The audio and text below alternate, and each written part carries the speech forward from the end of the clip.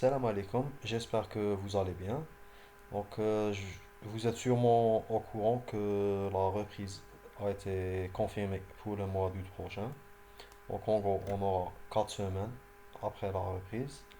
Et après une réunion qui a été organisée à l'USLO dernièrement, entre administration et enseignants, il a été décidé que durant ces 4 semaines de reprise, il y aura des révisions de ce qui a été fait pendant le confinement. Donc, dans notre cas, en ce qui concerne votre groupe, alhamdoulilah, on n'aura pas de problème, vu qu'on a suivi le planning initial établi au début du semestre. J'imagine que qu'on aura largement le temps pour voir tout, pour faire toutes les révisions nécessaires. Bref, ما غاديش نجرو مور الوقت كيما كون ما درناش كاع لي فيش دو تي بي تاعنا. Voilà, c'est tant mieux et je vous en félicite pour ça. Euh, pour, pour ce qui concerne la sixième fiche dernière fiche de TP, effectivement, فيها de nouvelles notions qu'on n'a pas vues dans les cinq premières fiches de TP. C'est pour ça que je vous prépare cette vidéo pour essayer de clarifier ce qui n'a pas été clair pour de nombreux étudiants. Parmi ces nouveautés, on a les mises à jour sur les tables et les vues. Donc, on va commencer par les mises à jour. Et avant de parler des mises à jour, je préfère parler de manière générale, d'accord, pour vous expliquer bien les choses. Euh, il existe plusieurs opérations dans les bases de données qui permettent de garantir sa persistance. Toutes ces opérations sont organisées ou bien sont catégorisées dans ce qu'on appelle CRUD. Le C pour create, R pour read, U pour update et D pour delete. Donc à chaque lettre de cet acronyme, on va associer une opération. Pour le C, on l'a déjà fait. Ce n'est pas le create table, non. Là, on suppose que la table est déjà créée. Donc le C, c'est qu'on va créer des lignes, ou bien créer des données. Donc pour le create, on a le insert pour insérer nos lignes. Insert into le nom de la table, etc. Donc ça, vous l'avez vu. Pour le R, le read, on l'a déjà vu, c'est le select. C'est cette opération-là qui nous permet de lire nos données. Select, on continue dans la requête. Maintenant, en ce qui concerne le U, c'est le update, ce qui permet de faire des mises à jour. On a aussi le delete pour supprimer nos données. Dans cette vidéo, je préfère que ce soit pratique plutôt que sur le slide. Donc, on va directement entamer ces opérations. Donc, je vais chercher la dernière base de données.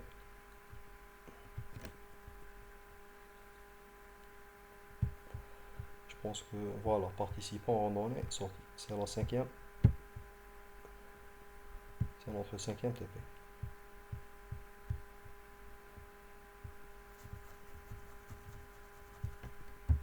Je vais vérifier.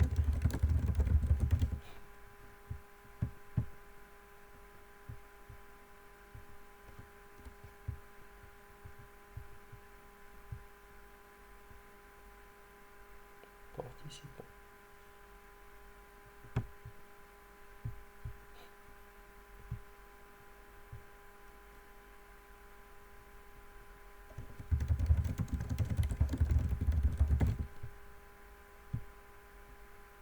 Voilà.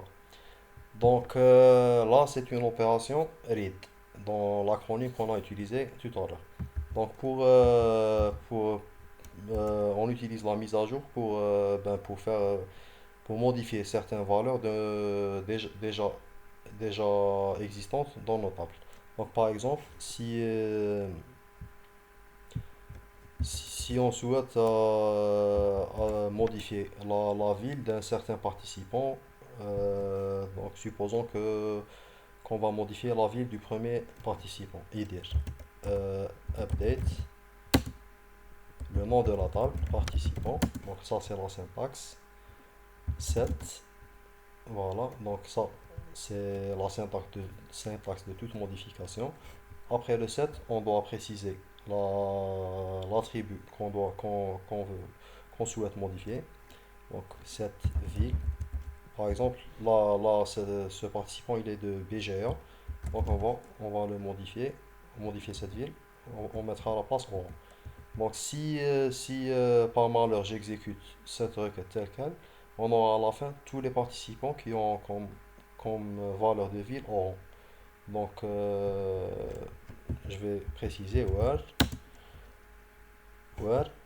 id participant égale 1 ou bien non participant égale idir. Voilà, donc là j'ai précisé que cette modification ne concerne que le participant ayant l'identifiant 1. J'exécute. Voilà, une ligne a été modifiée. Donc je vérifie.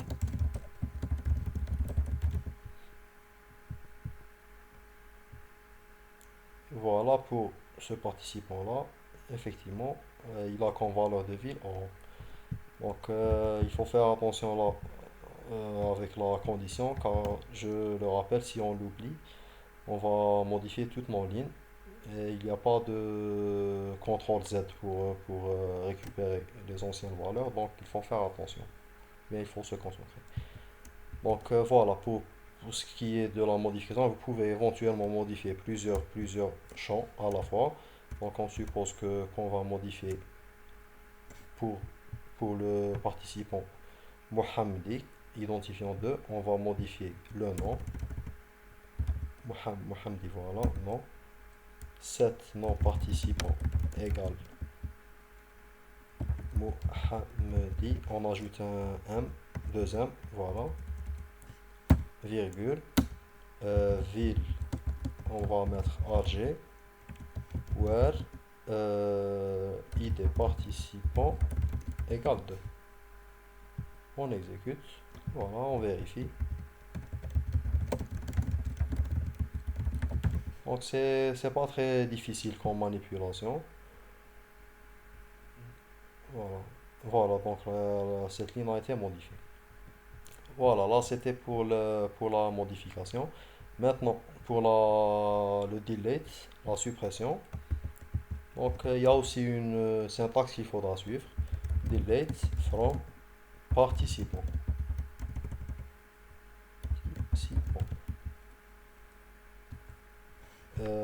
Là, je pense qu'on aura un problème, mais je vais vous l'expliquer. Là, si j'exécute cette requête telle quelle, là aussi, on va supprimer toute mon ligne, ou bien toutes les lignes de la table participant. Donc, faut aussi faire attention avec le delete à ce niveau. Donc, il ne faut pas oublier la condition. Where, par exemple, id participant égale 1. Voilà. Là, il y a un problème. Il y a une violation de contrainte. Une minute.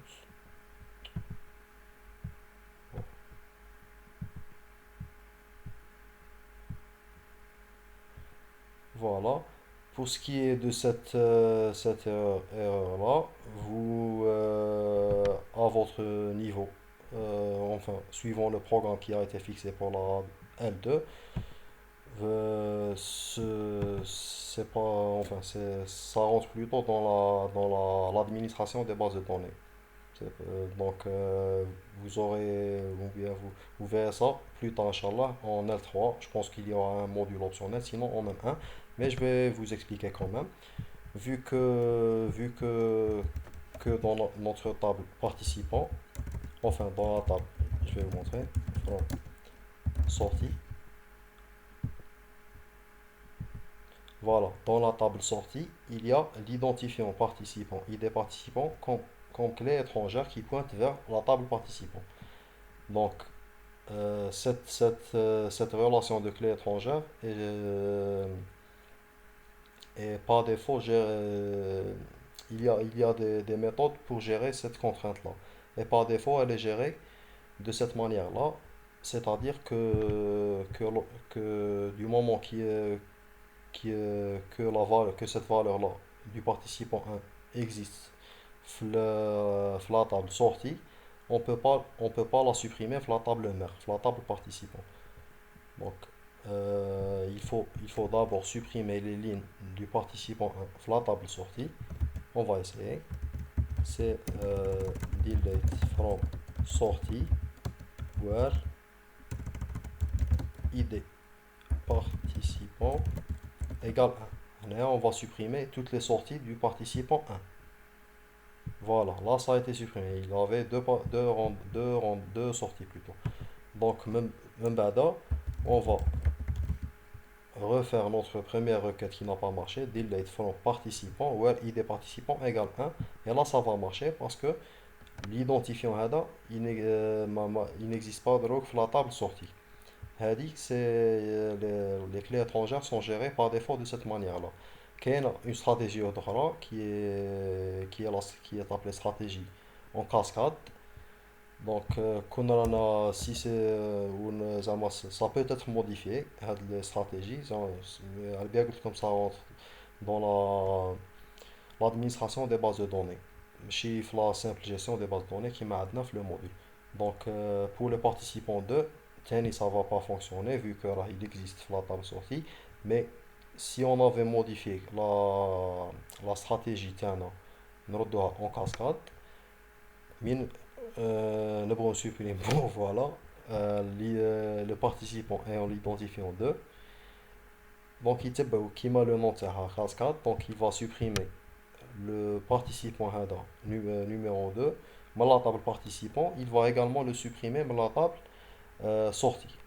Donc il fera le SGBD Tana, il fera deux deletes au niveau de la table participant et au niveau des tables de l'identifiant. Ken a une dernière stratégie, je me rappelle pas qui c'est moi, mais bon, l'idée c'est quoi? C'est que quand on exécute cette requête-là, il va supprimer l'identifiant, le participant ayant l'identifiant de la table participant, ou les tables qui m'a fait la table sortie, le SGBD va mettre un nul. Nul au lieu de la ligne le participant. Donc voilà, c'était juste entre parenthèses, vous n'êtes pas supposé avoir les trucs là, mais bon, c'est une culture générale, donc à garder en tête pour plus tard. Bref, pour la suppression, on a essayé, donc good container, il faut vraiment faire attention avec le where, car sinon, si vous exécutez directement Kimahaka, vous allez perdre toutes vos données ou me cache le retour. Voilà maintenant, donc on passe aux vues. Voilà, pour ce qui est des vues, c'est par définition, on peut les définir comme étant des tables virtuelles. Donc c'est quoi l'idée? Par exemple, la syntaxe RAM elle est très simple et facile. Par exemple, pour la table, pour la table participant, on va sélectionner étoile from participant where âge supérieur à 40 par exemple. Voilà, on a 4 participants. Donc, on peut créer une vue qui sera regroupée, pardon, qui sera formée des, du résultat de cette requête-là.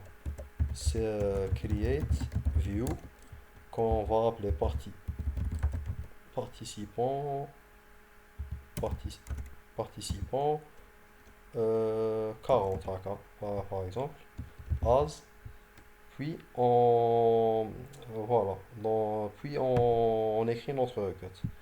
Donc à la fin, si on exécute, voilà, create view, on aura une vue qui sera composée des select étoile from participant 40. Voilà. Donc maintenant vous pouvez me dire que c'est quoi l'utilité de les vues. Les vues sont utilisées surtout pour simplifier les requêtes. Par exemple, qui est maintenant, Enfin, la requête تاعنا, elle était simple. Donc on pouvait l'écrire autant de fois qu'on voulait plutôt. Mais sinon, si on avait une requête super compliquée, avec plusieurs jointures, des conditions, etc. Donc il est plus sympa ou bien il est plus pratique de créer une vue qui est de l'exécuter au lieu d'exécuter à chaque fois la requête super longue à écrire. Donc هذه هي. Voilà pour les vues, c'est ça. Maintenant, après pour les vues, vous pouvez les gérer de la même façon que les tables. Donc, qui m'a donné le select étoile front view, on peut les joindre avec une table. Par exemple, select étoile front participant 40, sortie, where participant 40 point id participant égale sortie point id participant. On exécute. Donc, au niveau de la gestion, vous n'avez pas d'autre syntaxe à apprendre, c'est pareil qu'une table. Voilà. Donc, c'était tout. Je pense que bon, enfin, j'espère que c'était clair. Maintenant, bon, je sais pas je sais pas s'il y a d'autres problèmes ou là, mais sinon, je vous conseille vivement de me contacter par mail. Il y a un problème particulier. Et j'essaierai de vous l'expliquer via l'email ou bien on trouvera d'autres moyens. Voilà. Donc, sur ce, je vous souhaite bon courage pour la suite et à très bientôt.